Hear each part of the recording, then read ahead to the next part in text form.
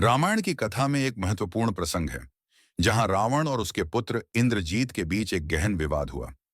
यह प्रसंग हमें न केवल रावण की क्रोधशीलता दिखाता है, बल्कि इंद्रजीत की वीरता और धर्म के प्रति उसके विचारों का भी परिचय देता है। जब राम और रावण के बीच युद्ध अपने चरम पर था, रावण को बार बार हार का सामना करना पड़ रहा था।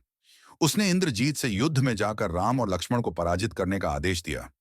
इंद्रजीत, जो मायावी युद्ध कला और शक्तिशाली अस्त्रों का झाता था, अपने पिता के आदेश का पालन करने के लिए तैयार था। लेकिन इससे पहले उसने रावण से एक गूढ़ प्रश्न पूछा।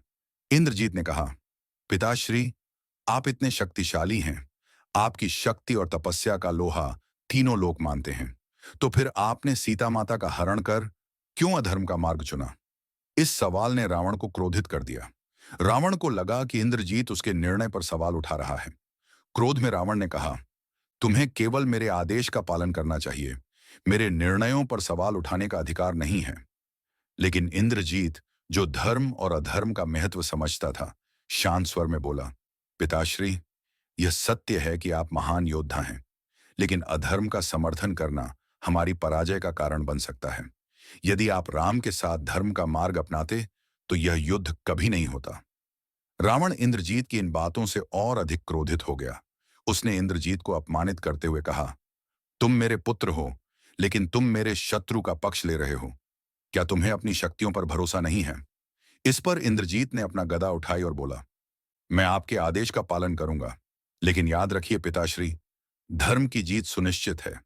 यदि मैं अधर्म के लिए लड़ा, तो मेरी मृत्यु निश्चित है। इंद्रजीत युद्ध में गया और अपनी मायावी शक्तियों का उपयोग करके लक्ष्मण को गंभीर रूप से घायल कर दिया। लेकिन अंततः लक्ष्मण के हाथों वह वीरगति को प्राप्त हुआ। यह प्रसंग हमें यह सिखाता है कि क्रोध और अहंकार से भरे हुए रावण ने अपने पुत्र की बात नहीं सुनी और अधर्म का मार्ग अपनाया। यदि रावण ने इंद्रजीत की बातों को समझा होता, तो शायद लंका का विनाश टल सकता था।